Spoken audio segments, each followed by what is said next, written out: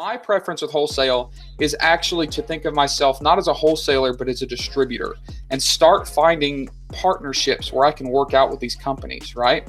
And then by doing that, it led into like my first entrance into the private label model, because then people started saying, hey, yeah, we'll even bundle this for you at our factory. And I'd say, well, can I put my own brand on it? And they'd say, sure. Right. And now I'm creating my own listings. I'm creating my own brand presence and eventually working my way to, not being dependent on one sales platform, because I actually have some brand recognition out there.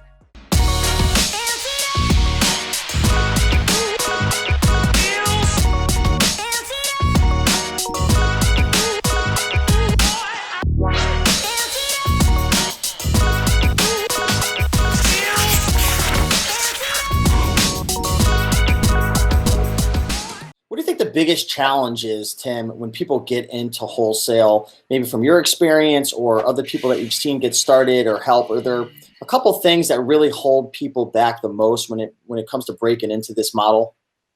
Yeah, I think that the learning curve is really steep, right? And people get discouraged too fast.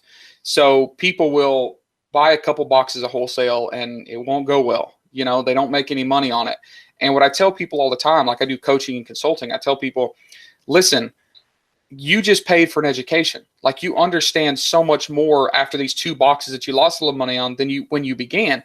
Like that is value. Keep going, keep going, keep going. The other thing is people probably are a little impatient on their research sometimes. So they jump on the first thing that they can and, end up on that listing with 70 other sellers and stuff like that. So take your time and do your research without buying into the hype, like use some pure logic. The next one is don't get discouraged when it doesn't go well, because it's not going to go well. I mean, I could tell you some horror stories getting started in e-commerce, crazy stuff that I've gone through and lost a ton of money, but those are valuable lessons that, I just learned from and kept going.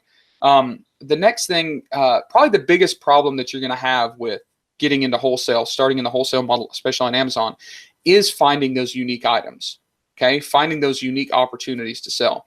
So, like I said before, don't get behind this train and all these people that are using the same software, the same lists, and think outside the box and start wrapping around to, different opportunities. I love going to trade shows and I love going to flea markets. Now, I go every year to ASD in Vegas. Okay. You're familiar with ASD. And I actually we do guided walkthroughs. We walk people through, we do workshops. And it's kind of strange because I'm one of those guys that does a walkthrough that is not trying to get wholesale accounts there, because there's 20,000 Amazon sellers in there, and most of the vendors are trying not to give out wholesale accounts to Amazon sellers. So I'm there doing product research and figuring out niches and figuring out things that are becoming popular. Oh, interesting. But then I take that information and go to the small trade shows. Okay. I go to like every year in the city I live in, there's a hunting and fishing expo, right? And there's no Amazon sellers walking the floor, but what I'm looking for are the small companies that have, one deal with Cabela's and they're selling in Cabela's, but they didn't even know you can sell on Amazon. And I form a relationship with them and get that first, right? I go to several niche trade shows all over the country every year where people don't know you can sell on Amazon. Those are the trade shows that I love going to, because you're figuring out what people are shopping for, what people are selling as wholesalers, and then you're finding the small companies. You're finding, the upcoming opportunities that nobody else is looking for, and I get in first. So kind of those three things I'd say were the biggest hurdles, and not really hurdles, think of them as opportunities. So every time I see a difficulty, I see it as a barrier to entry for someone else to come in and do it too, right?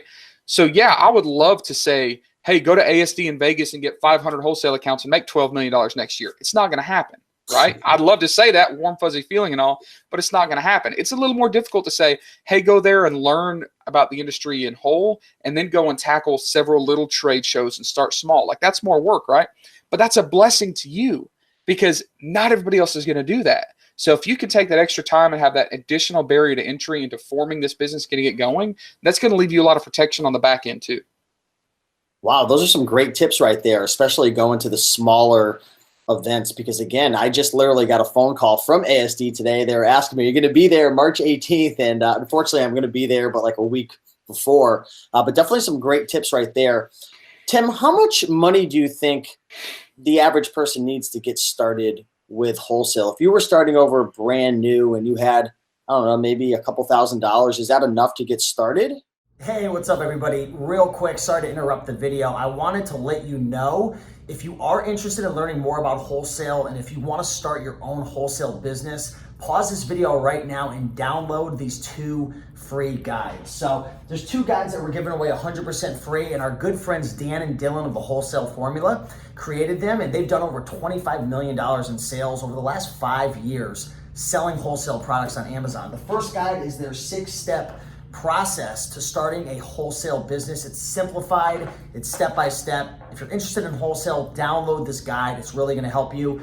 And our second free guide is our product sourcing checklist. So, in order to be successful, you're gonna have to source your first product. You're gonna have to put your first deal together with a supplier. It's not as hard as people make it out to be.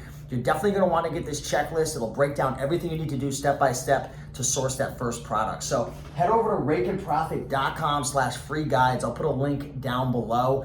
Again, pause this video, grab them, download them, take a look at them because it's gonna help you a ton on this journey. So before you watch any more videos and all that stuff, download it and then be sure to go through it tonight. It'll really, really add a lot of value to your life. So with that being said, let's get back to the video and be sure to take action.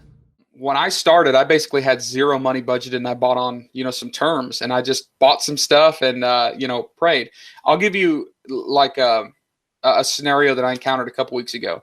We've got a local like arts and crafts community here in the town I live in. Really cool, like lots of little companies going and make stuff. Like there's a guy that makes guitars out of cigar boxes, like really cool stuff. Well, there's a company that is making candles, and I know all of you are like, oh, candles are so saturated. And normally I'd agree, but I walked in and the brand of this candle was like so unique, and what they were doing is so unique, and their packaging is brilliant, and their social media marketing is brilliant, gorgeous. And they're only focusing on selling out of this little shop. Like they're not even trying to sell online. So I talked to them for a couple minutes and they're like, what's your deal? Like, you're not asking about candles, you're asking about the business. I'm like, all right, I'll tell you. So I said, I sell online, we help small brands. And literally it's a husband and his wife are like, we are dying for someone to put our stuff on Amazon. No way. Really? I said, why haven't you done it? They said, well, there's too much to learn. And we literally make all these candles by hand. We're like putting Instagram pictures and putting our stuff on Pinterest to sell locally. Like we need, and to be honest with you, it's kind of embarrassing. Like I haven't even done anything with it because we've got so much other stuff going on. I just haven't made it down on the list. But there are thousands and thousands and thousands of those opportunities out there, right? In that scenario, to answer your question, it wouldn't cost any money, because I'm certain that if I told that guy, hey, can I get 10 cases on consignment and try to sell these? He'd say, yeah, no problem. Whatever it takes to get our stuff on Amazon, if you're a pro, go for it. So there are opportunities where it doesn't even cost you really anything. That's cool. It's good. And I've seen all the time. I had just a few months into my first Amazon business with that truck filter, the oil filter brand. I could have ordered $500,000 worth of stuff on 60-day terms and nobody would have batted an eye, right? So definitely leverage other people's money. I will say this. Think of any investment that you're going to put into any business, but especially e-commerce business, as something that you may lose your tail on, okay? Do not max out a credit card on inventory, because, like I said before, your first few times around, you may make some mistakes. You may lose some money. You don't want to do that. So if you have zero money, partner with somebody. Like find someone like that candle guy and say, hey, I'm not going to beat you up on pricing, and, I'll do whatever I need to do to get your brand going on Amazon, but you got to give this to me on consignment. But generally speaking, if you have some good accounts, you want to start slow anyways and start small anyways. So yeah, $2,000 or $3,000, you can really get ramped up. And the first thing that I would do for with that amount of money is hire a VA. Okay, you can get it. They're a little bit hard to find, but when you find them, they're amazing. Like we have several, but one of our VAs, new one that we just hired, has like 5 years experience selling on online arbitrage and wholesale on Amazon. And she costs $450 a month. And she works 40 hours a week. So take a little bit of money, invest in like a VA that can help you, that knows all the tricks and to save you a ton of time, and then buy a little bit of inventory and keep a little bit of money set aside just for your Amazon account expenses and stuff like that. So back to the candle story, because this has got me thinking. I can already just imagine you going through this process. Say somebody finds someone like the candle story, people who are doing a great job, got a great product, but they're having trouble getting it online. What are the first few steps that somebody would take to get that product online? Would you have to start up an Amazon Seller Central account for them and like build the listing and like hire out the photography? Like, is that coming out of your pocket or their pocket? Like, this is like how you would do it. I'm not saying it's the only way to do it.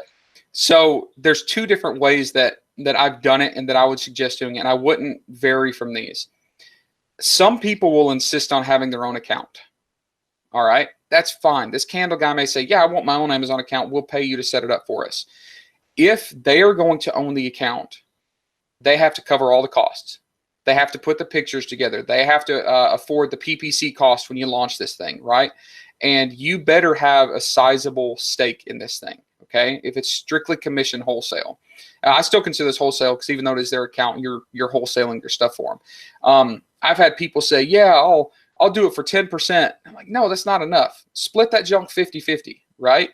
For every payout that they get, subtract the cost of the goods and then split the rest 50-50. That's a really good deal for you because you're putting in the work, but they have control over everything. So they could kick you out of the account. They could decide, I don't want to help anymore after you do all the work. So there's more upfront, risk for you with not as much back end reward. What I prefer to do, and see, there's a lot of people that teach that model. Go in and partner with these people and set up their accounts. I don't like that because I've seen so many people do all the work up front and then 9 months later they're kicked out or 12 months later. So they're going to see the money and they're going to say, why do I need this guy anymore? Why do they need this guy anymore? It's just human nature. Yep, it is. So what I tell people to do is not help them set up their own accounts. You want to be able to leverage your experience and you need to keep control of everything. Okay. So go to, and they're not going to know the difference anyways, but they're not going to know there is options, but go to them initially and say, hey, I can become your Amazon distributor. Here's what I will do for you. I will optimize all of your listings. I'll take care of the photography. And a lot of times, like, they had photography already, but I'll take care of the photography. I'm going to do the research so you can compete against brands that are competing with you already. Like, so I start sprucing up all the things that, obviously it's just PPC, right? But they don't know what PPC is. So I'm going to word a little bit differently to make it sound so complex that they're like, please, for the love of God, fill your trunk up with my product right now that you don't have to pay me for and get it on Amazon. And then tell them you're going to do some other stuff. Be like, hey, not only am I going to sell on Amazon, I'm going to sell it on Etsy, and I'm going to sell it on eBay, and I'm going to sell it on Jet, and all you do is use a piece of software like Listing Mirror. Listing Mirror right now is our favorite, and we play with a lot of them. And let that thing go out and branch it out, but let Amazon fulfill that, right? So now I'm standing in the office or in the showroom or whatever with these people, and I'm saying, I am going to put your stuff on 5 platforms. I'm going to run all your advertising. I'm going to be doing research for you against your competition. I'm going to be managing all your customer service, yada, yada, yada. And why would they say no? Like, why wouldn't they let you know that? To them. It's free money to them. And now what happened? I just locked down an exclusive wholesale contract, hopefully that I didn't have to give them any money for, right? And the first order is going to be small, just so they know you're not full of crap. That's fine. Take 2 or 3 cases of those candles and ship them in. I've locked down an exclusive contract, and now the ball is in my court. If later on they decide, hey, we want to come in and try to take over, what they're going to find is that it's going to be a little bit more difficult for them because you built the listings, right? And if you built the listings, it's harder for them to make changes to it. Now, they could still ship in inventory directly to it, but the person that builds a listing initially has a little more leverage and control over that listing. So a lot of people are like, oh, it's not going to be worth it. I'm just going to keep letting them sell. And then be nice to them. You need them more than they need you, even though you're going to spin it differently. So come in and bring them lunch occasionally, right? Send them a card occasionally. Just shoot them over a message. Hey, I had a really good sales day. I sold 28 candles on Amazon today. And they're going to be like, we sold 3 in the shop. This is awesome. So show them some love. You're going to have this relationship where you're going to kind of make them think that they need you more than you need them, but really deep down, you need them more than they need you. You know what I mean?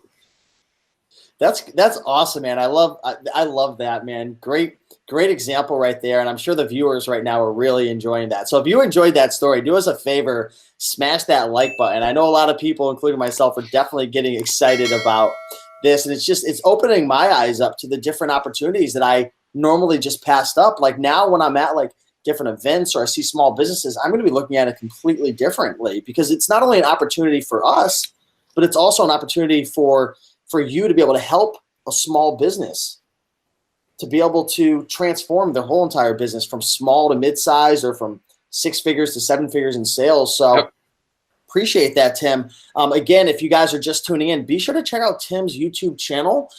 It is Tim Jordan. There's going to be a link down below in the description. But any final words or advice or wisdom that you want to drop, Tim? Because we're getting to the end of the call. I don't know. I feel like I could talk for hours. I'm trying to think of how to be the most impactful. I'll say this. All of you that are listening that are thinking now about selling wholesale on Amazon, I challenge you and I urge you to not become an Amazon seller. Okay? That's a little scary, right? Do not be an Amazon seller. Do not be an eBay seller. Do not be an Etsy seller. Become a product seller that uses the Amazon platform, that uses the eBay platform, the Etsy platform, whatever platform. Be a product seller, okay? That will make you start thinking larger. Because so many times we convince ourselves that we're just these little side hustlers that are like, like stuck in this little box, right?